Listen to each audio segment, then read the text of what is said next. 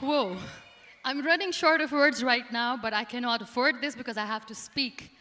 Thank you so much for all the love, for all the warmth. Thank you for accepting me. Thank you very much.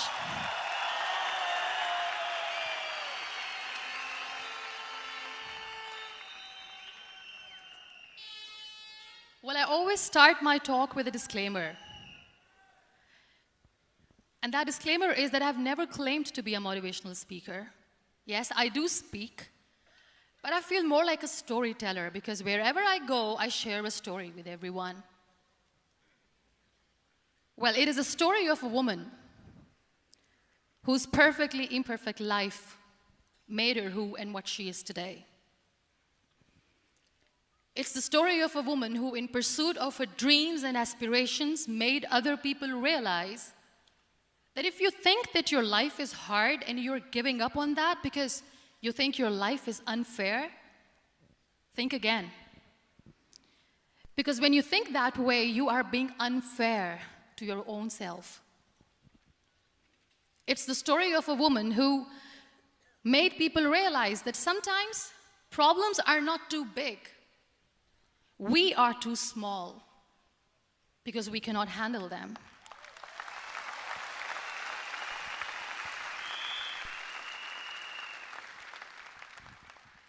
It is the story of a woman who with time realized that real happiness doesn't lie in success, money, fame. It lies within. Real happiness lies in gratitude. So I am here, and I'm going to share the story of that woman. That is my story. The story of gratitude.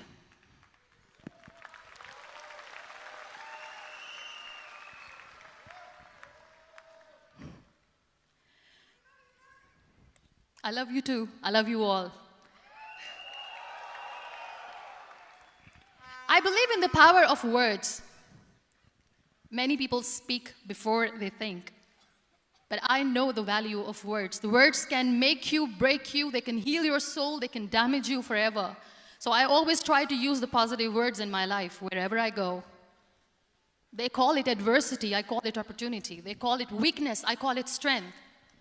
They call me disabled, I call myself differently abled. They see my disability. They see my disability, I see my ability. There are some incidents that happen in your life, and those incidents are so strong that they change your DNA. Those incidents or accidents are so strong that they break you physically. They deform your body, but they transform your soul.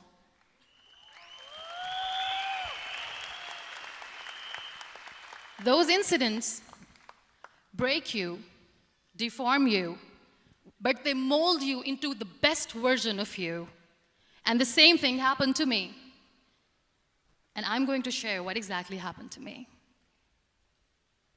I was 18 years old when I got married. And this thing I'm sharing for the very first time on an international level. I was 18 years old when I got married.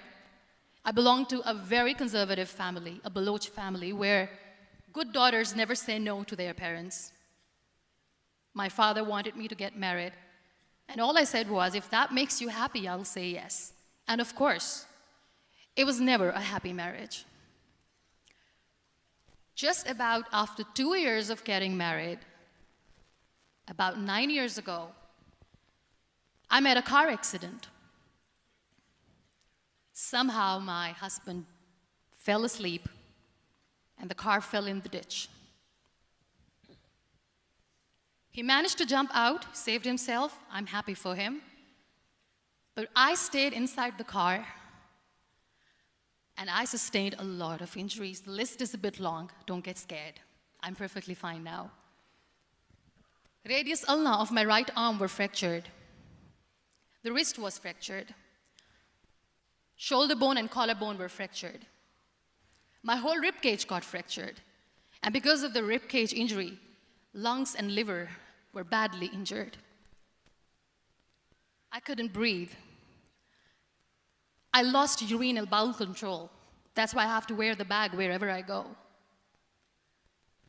But that injury that changed me and my life completely as a person and my perception towards living my life was the spine injury. 3 vertebrae of my backbone were completely crushed, and I got paralyzed for the rest of my life. So this accident took place in a far-flung area in the outskirts of a very small province, Balochistan, where there was no first aid, no hospital, no ambulance. I was in the middle of nowhere in that toppled car. Many people came to rescue. They gave me CPR. They dragged me out of the car. And while they were dragging me out, I got the complete transection of my spinal cord. And now there was this debate going on. Should we keep it here? She's going to die. Where should we go? There is no ambulance. There was this 4-wheeler Jeep standing in the corner of the street. They said, put her in the back of the Jeep and take her to the hospital, which is 3 hours away from this place. And I still remember that bumpy ride. I was all broken. They threw me at the back of the Jeep and they rushed me to the hospital. That is where I realized that my half body was fractured and half was paralyzed. I finally ended up in a hospital where I stayed for 2.5 months. I underwent multiple surgeries. Doctors have put a lot of titanium in my arm. There's a lot of titanium at my back to fix my back. That's why people in Pakistan call me the Iron Lady of Pakistan. It's for me to describe all this all over again. And somebody has rightly said that when you share your story and it doesn't make you cry, that means you have healed.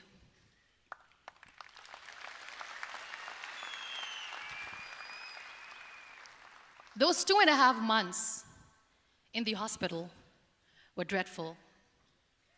I will not make up stories just to inspire you. I was at the verge of despair.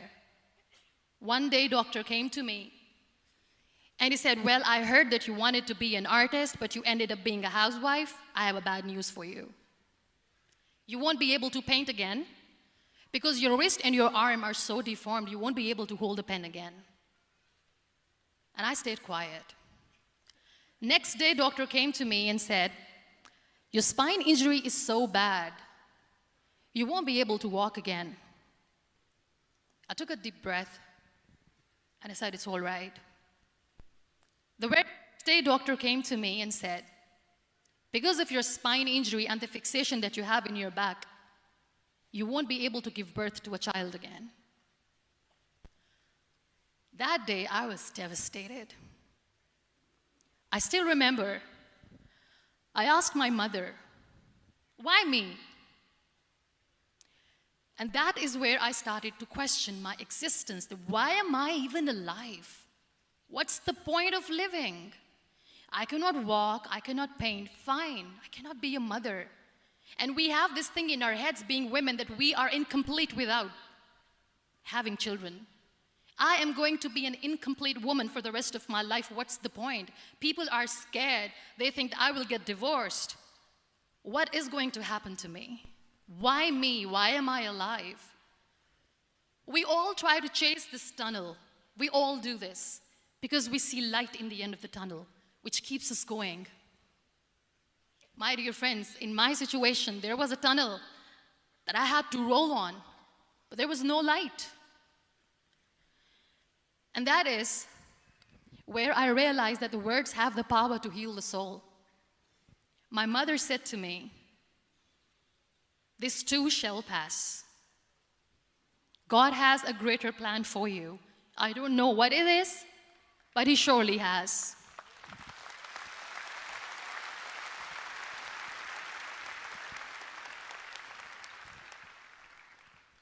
And in all that distress and grief, somehow or the other, those words were so meant to be going. I was trying to put that smile on my face all the time, was hiding. It was so hard to hide the pain, which was there. But all I knew was that if I will give up, my mother and my brothers will give up too. I cannot see them crying with me. So what kept me going was, one day I asked my brothers, I know I have a deformed hand, but I'm tired of looking at these white walls in the hospital and wearing these white scrubs. I'm getting tired of this. I want to add more colors to my life. I want to do something. Bring me some colors. Bring me some small canvas. I want to paint. So the very first painting I made was on my deathbed, where I painted for the very first time. It was not just an art piece or just my passion. It was my therapy. What an amazing therapy it was. Without uttering a single word, I could paint my heart out. I could share my story. People used to come and say, "What lovely painting, so much color." Nobody could see the grief in it. Only I could. So that's how I spent 2.5 months in my hospital, crying, never complaining or whining, but painting. And then I was discharged, and I went back home. And I went back home, and I realized that I have developed a lot of pressure ulcers on my back and on my hip bone. I was unable to sit. There were a lot of infections in my body, a lot of allergies. So doctors wanted me to lie down on the bed straight for not 6 months, for not 1 year, for 2 years. I was bedridden, confined in that one room, looking outside the window, listening to the birds chirping, and thinking maybe there will be a time when we'll be going out with the family and enjoying the nature. That was the time where I realized how lucky people are, but they don't realize. That is the time where I realized that the day I'm going to sit, I'm going to share this pain with everyone to make them realize how blessed they are, and they don't even consider them lucky. There are always turning points in your life. There was a rebirth day that I celebrated. After 2 years and 2.5 months, when I was able to sit on a wheelchair, that was the day when I had the rebirth. I was a completely different person. I still remember the day I sat on the wheelchair for the first time, knowing that I'm never going to leave this, knowing that I won't be able to walk for the rest of my life. I saw myself in the mirror, and I talked to myself. And I still remember what I said. I cannot wait for a miracle to come and make me walk. I cannot sit in the corner of the room crying, cribbing, and begging for mercy because nobody has time. So I have to accept myself the way I am. The sooner, the better. So I applied the lip color for the first time.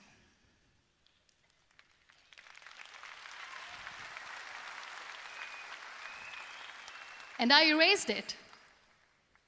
And I cried. And I said, what am I doing? A person on a wheelchair should not do this. What will people say? Clean it up. Put it again.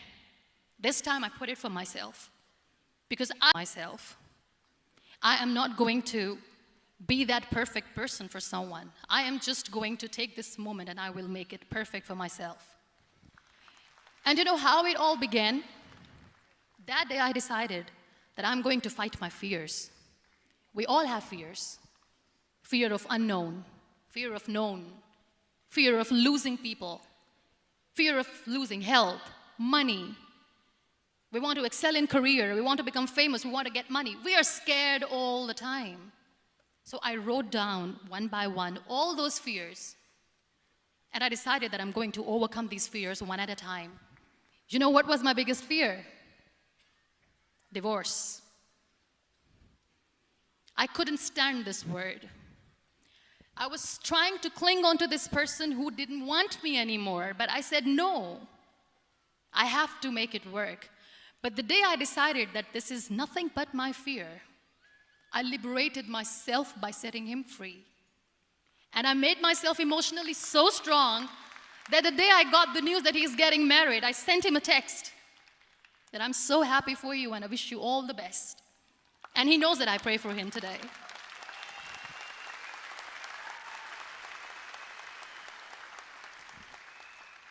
My biggest fear, number 2, was I won't be able to be a mother again.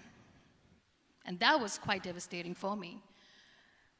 But then I realized there are so many children in the world, all they want is acceptance. So there is no point of crying, just go and adopt one. And that's what I did.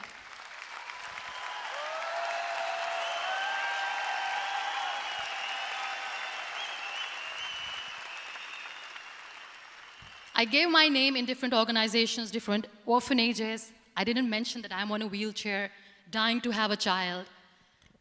So I just told them that this is Muniba Mazari and she wants to adopt a boy or girl, whatsoever, but I want to adopt a kid. And I waited patiently. 2 years later, I got this call from a very small city in Pakistan. I got a call and they said, "Are you Muniba Mazari? There is a baby boy and would you like to adopt?" And when I say yes, I could literally feel the labor pain. I said, yes, yes, I am going to adopt him. I am coming to take him home.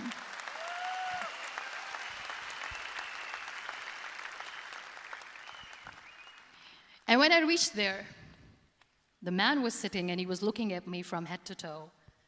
And in back of my head, I kept thinking that, oh my God, he is going to say she's on the wheelchair, she doesn't deserve it. How is she going to take care of him? And I looked at him and I said, do not judge me because I'm on the wheelchair. But you know what he said? He said, I know you will be the best mother of this child. You both are lucky to have each other.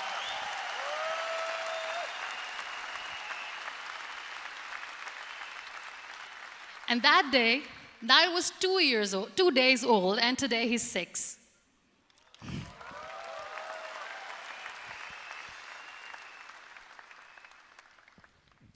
You'll be surprised to know another bigger fear that I had in me.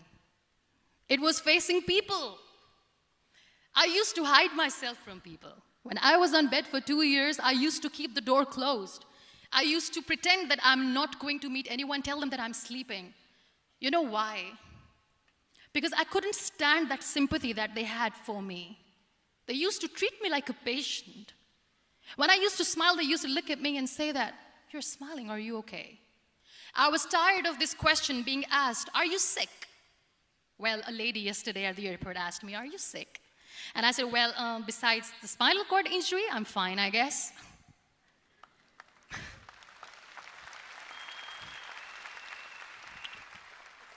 But those are really cute questions. They never used to feel cute when I was on the bed. So I used to hide myself from people, knowing that, oh my God, I'm not going to see that sympathy in their eyes. It's all right. And today I'm here speaking to all these amazing people because I have overcome the fear.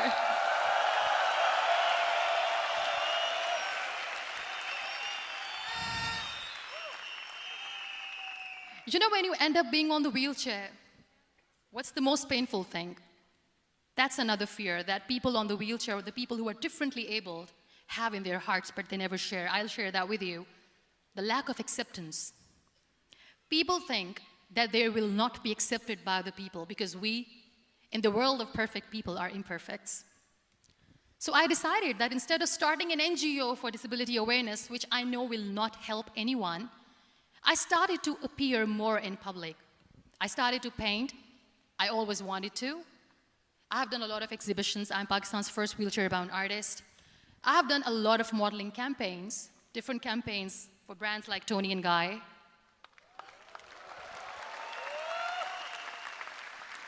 I have done some really funny, breaking the barriers kind of modeling. There was this one by the name Clown Town where I became a clown because I know that clowns have hearts too.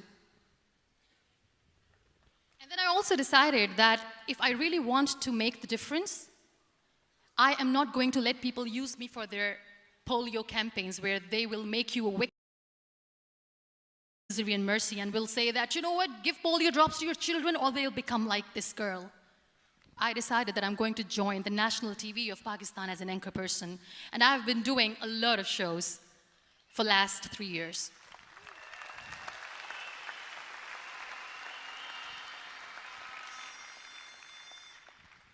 So when you accept yourself the way you are, the world recognizes you.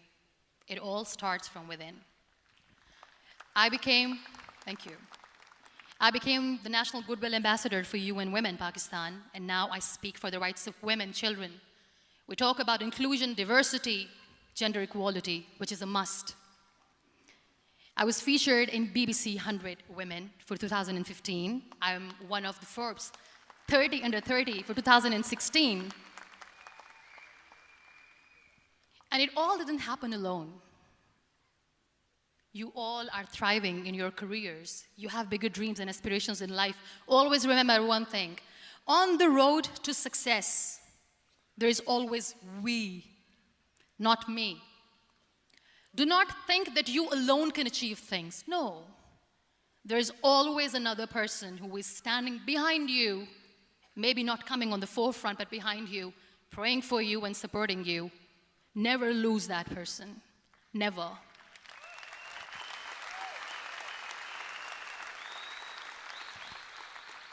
No matter how much I say that I couldn't find a hero, so I became one, I still want to recognize those 3 people in my life who literally changed my life completely, and I get inspiration from them every single day.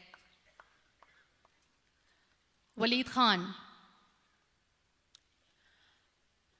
Many people know about the terrorist attacks in Pakistan. We have lost many people. And I'm sharing this with a very heavy heart because we actually have lost a lot of people in this huge turmoil of terrorism. These people are barbarians. They do not see people. They're even worse than animals. They have killed people in mosques. They have killed people in churches, temples, even in schools.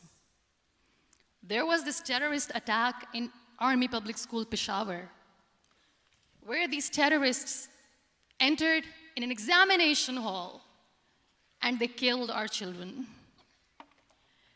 And in that attack, that day, this beautiful boy, Waleed Khan, who was my hero, my real life hero, was the proctor who was taking care of the students, was keeping an eye on the students.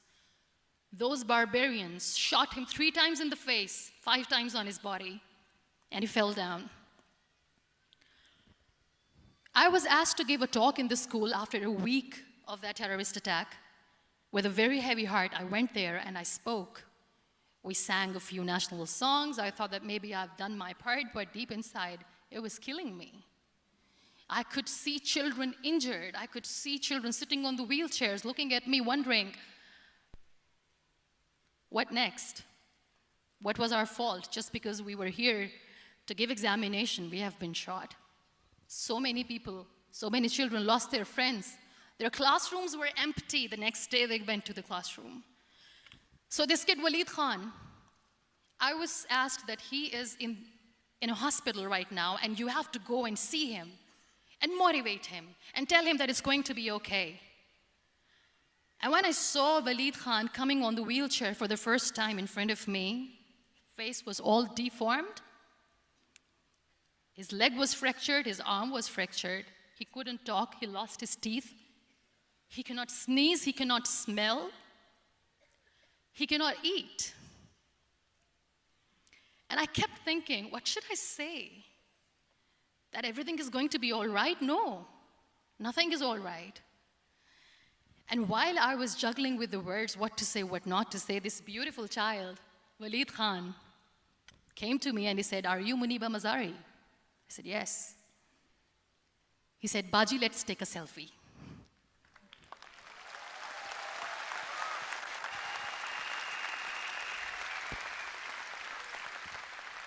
And with that beautiful, toothless smile of Waleed Khan, we took that beautiful selfie that I still have with me. I don't share that here because he was in a very bad shape that time. And that is where I realized that when I was thinking too much about his deformities, he's happy with himself. He doesn't even care. Because today he goes in the same school, and when somebody asks him that what happened to your face, why so many scars, you know what he says? "These scars are my medals and I wear them with pride. I am going to study, I will become a doctor one day, and this is my way of taking revenge from those terrorists." Another real-life hero, of course, my son. His name is Nile, N-I-L-E, River Nile. I learned so much from this kid. The first and foremost thing is patience. How to be patient when you know that your mother cannot walk, when you know that your mother is different from the other women, when you know that your mother cannot go out and play with you, how to stay calm. He loves football. And when we got the very first football, he was 4 years old. He was super excited. I still remember he came in the room and he said, "Mom, let's play football."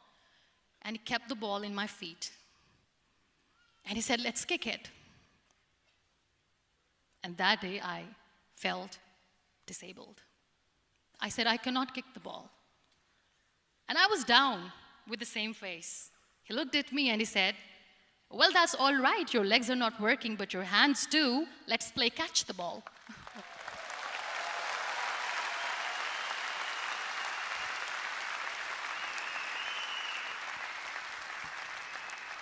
You know what? That day he made me realize that when you think your glass is half empty, come on, your glass is half full. It's all in here and here. Last but not least, the woman who made me realize that heroes have no gender. The woman who believed in me even when I was completely at the verge of despair, where everybody left, she was there. And every time I looked at her, without saying anything, she used to look at me and said, "This too shall pass. God has a bigger plan. And one day you will say that, oh my God, that is why God has chosen me." She never cried in front of me. She has always said that there will be haters, there will be naysayers, there will be disbelievers, and then there will be you proving them wrong. My mother.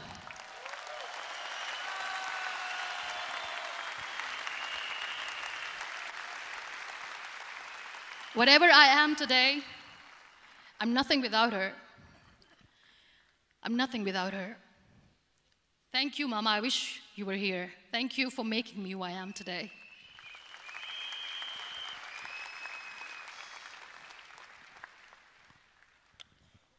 You know what? We human beings have a problem. Out of many problems, there is one more, and this is a self-created one. We always expect ease from life. We have this amazing fantasy about life. This is how things should work. This is my plan. It should go as per my plan. If that doesn't happen, we give up. So my dear friends, let me tell you one thing. I never wanted to be on the wheelchair. Never thought of being on the wheelchair. I was always aspiring to do bigger things, but had no idea that for that I have to pay the price to be where I am today. It's a very heavy price. This life is a test and a trial, and tests are trials are never supposed to be easy. So when you're expecting ease from life, and life gives you lemons, then you make the lemonade, and then do not blame life for that, because you were expecting ease from a trial. Trials make you a stronger, better person. Life is a trial, and with time you realize that.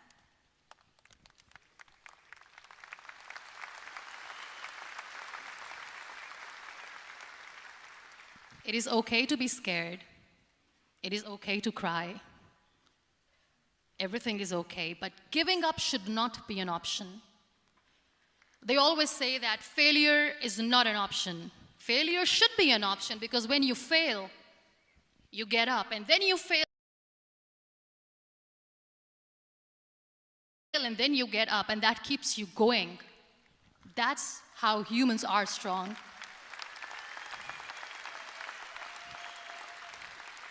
Failure is an option, should be an option, but giving up is not. Never. We have this thing in minds. We call it perfection. We want everything perfect.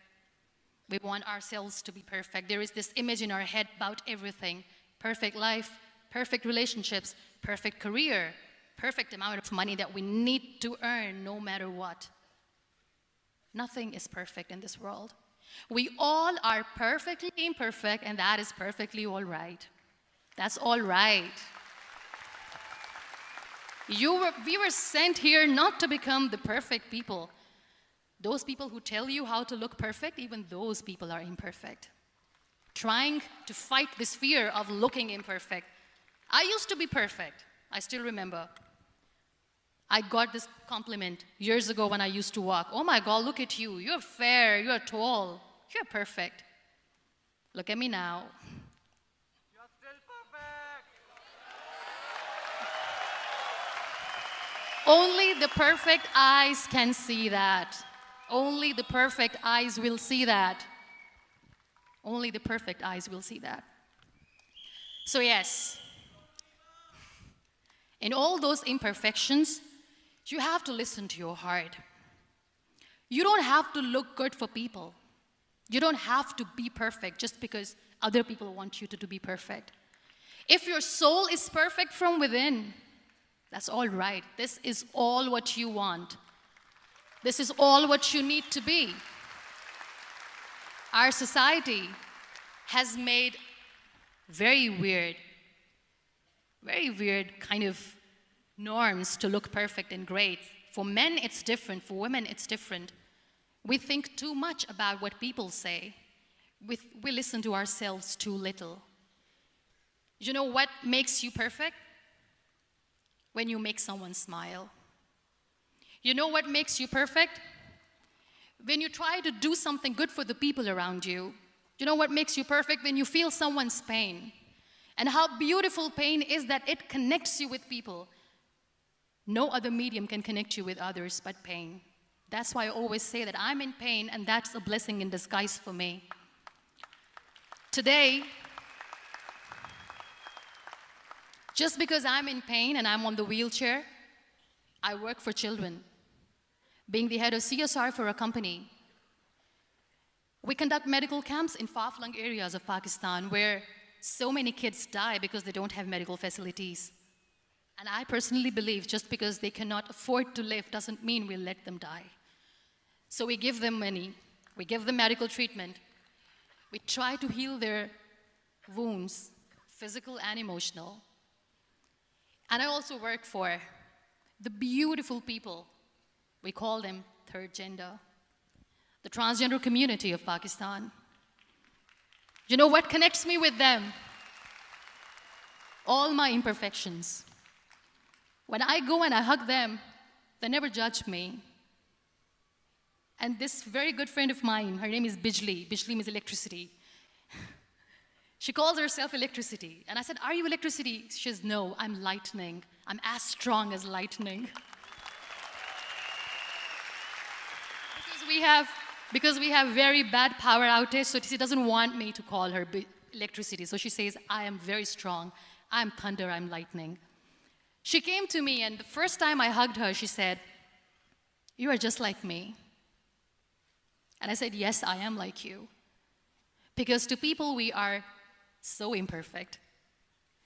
So how beautiful these imperfections are, that because of these imperfections, you can connect with people. Then why are we all running after being perfect? What's the point?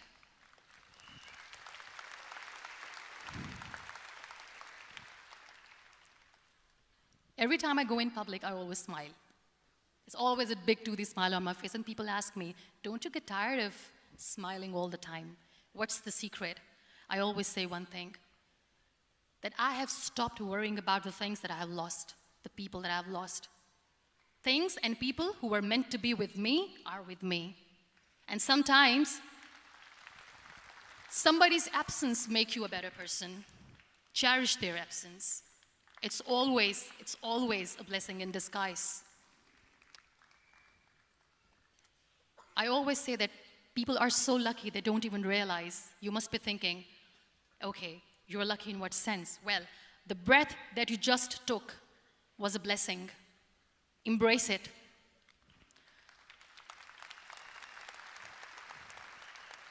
There are so many people in the world who are dreaming to live a life that you are living right now.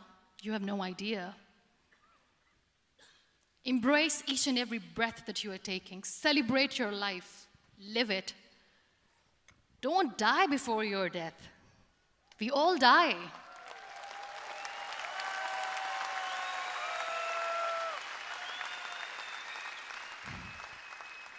We live this one routine of a day for 75 years and we call it life. No, that's not life. If you're still thinking why you have been sent here, if you're still juggling with the concept of why you are here, you haven't lived yet. You work hard, you make money, you do it for yourself. That's not life. You go out, you seek for people who need your help, you make their lives better. You become that sponge which can absorb all the negativity, and you become that person who can emit beautiful, positive vibes. And when you realize that you have changed someone's life, and because of you, this person didn't give up, that is the day when you live. Always.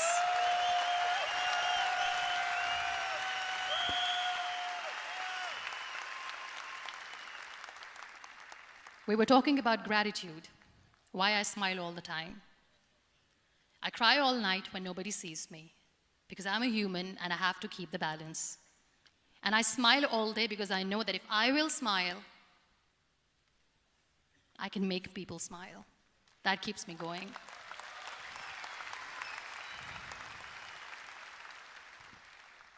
Be grateful for what you have, and you will always, always end up having more. But if you'll cry and if you'll crib for the little things that you don't have or the things that you have lost, you will never ever have enough. Sometimes we are too busy thinking about the things that we don't have that we forget to cherish the blessings that we have. I'm not saying that I'm not healthy and that makes me unlucky, but yes, it is hard. It is hard when I say that I cannot walk. It is hard to say when I wear this bag. It hurts. But I have to keep going, because never giving up is the way to live, always.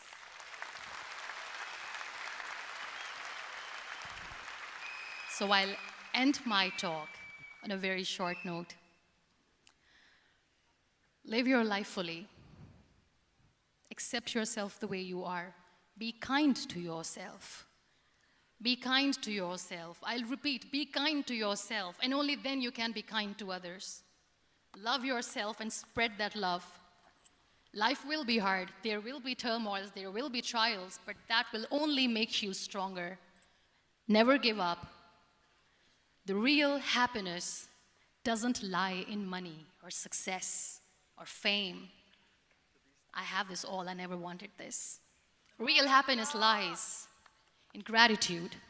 So be grateful, be alive, and live every moment.